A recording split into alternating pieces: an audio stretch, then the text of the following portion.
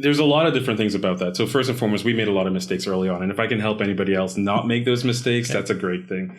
When we were very young as a company, we brought on, any and everybody. We had a very aggressive strategy, just bring on more bodies, we'll figure it out type of situation.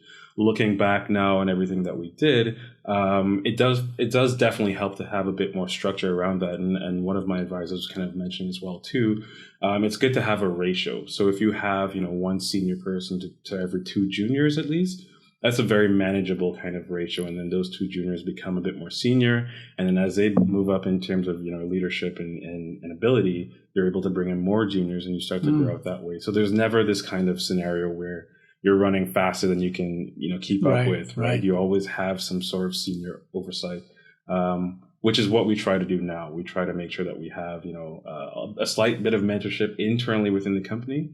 And then as we grow, we can start to bring on more juniors who will, start to advance and progress that way.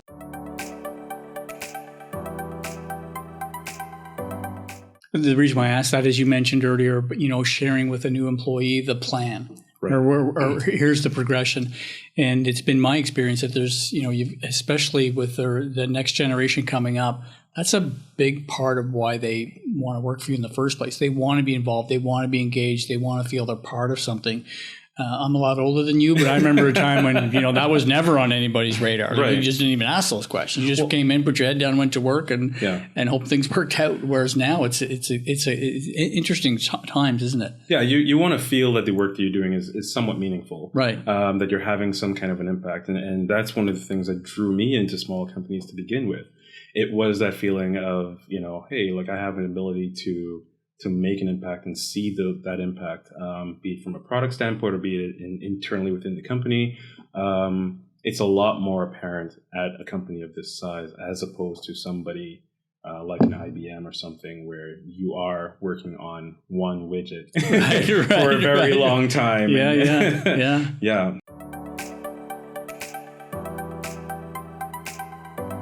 I would assume, you're growing at such a fast pace. So you must be constantly having to remind yourselves, you and the other co-founder, that, hey, we have to stay on top of our culture here. Is that a fair comment to make? It is. And it's one of the things that I described about it. It is very easy, especially when it starts to get very busy we're not perfect. And that's the thing that, if I can, give any advice to anybody else who thinks that, you look at all these other companies with great culture and all these good things going for them and you see, man, you as an entrepreneur, you're looking at it yourself and saying, what did I do wrong? Did I do something wrong? And the honest truth is that everybody has some kind of a challenge in some way growing a company. It's not an easy thing. If it was easy, everyone would be doing everybody would be doing it or right. itself, right? And there's a very big difference between a company at a 10-person stage to a 15 to a 20, 25, 50, et cetera, going on from there. So it's something that you always have to keep in mind and something that you always have to constantly think about, and new ways of kind of ensuring that you're always touching point with your employees. You're always making sure that their needs are met,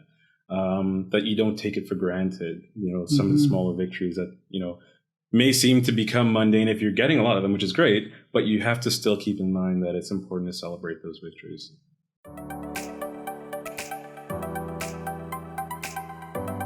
I was lucky enough to be in from an employee standpoint, from a more senior standpoint. So I did have a bit more influence in terms of product direction and that kind of stuff. So transitioning into actually starting your business, there's a lot of things that you don't know. And especially from somebody like myself who came from a more technical background, you had to learn very, very quickly. And that's one of the things that I wish I was a bit more prepared for. But you make do. You kind of, you do your research. You make sure to reach out to mentors and that kind of stuff to give you those tools. But there are a lot of just kind of key lessons. So one of the things is, attention to detail is extremely, extremely important, especially in the early stages. The smallest thing can have the biggest impact because there's not very much room for error. Just making sure that you don't, make too many mistakes early on that come back later on to to bite you. There are things you can do, for example, don't do agreements yourself. Reach out to a professional, have them do your legal paperwork, because you're going to save a lot of headache later on. Yeah, you think you're saving a few $100. You think you're not. It's not worth the cost. Right. And just even other things like making sure that, getting hiring right, especially in the early stages, making sure that you partner with people that have complementary skill sets. And I think that's one of the other things too, is, there's always a tendency to say, hey, him and I, we get along really well together. We should start a business, start a company. But you're both, with the same set of skill sets. Right. And then you start to realize later on, wait a minute, we have a bit of a gap here, right? And that's important as well, too, is recognizing when you do have those gaps.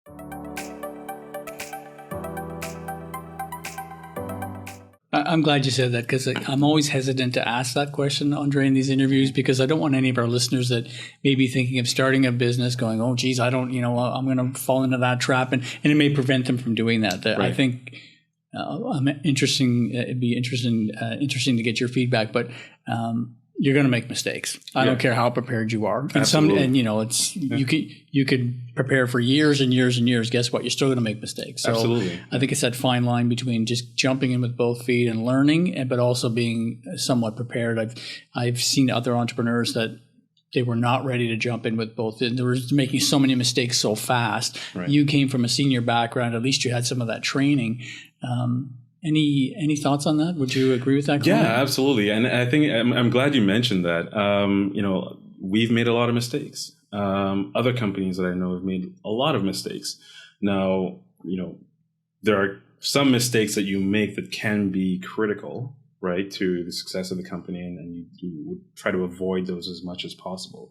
But even if you were to avoid all of those mistakes, you're still going to make other mistakes along the way. So I think it's important for anybody, in the audience who's listening, to really understand that you're not expected to get everything right on the first try.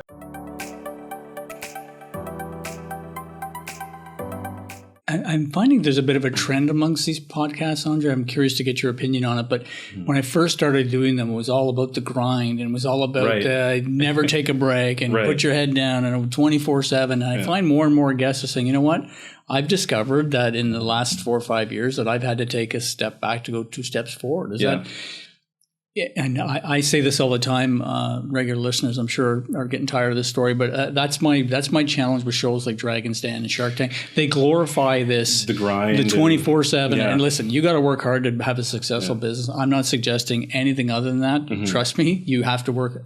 You have to work really hard, but you have to find a bit of I don't know, balance is the right word. I don't know, but you've got to be able to take that step back. Absolutely. Would you agree?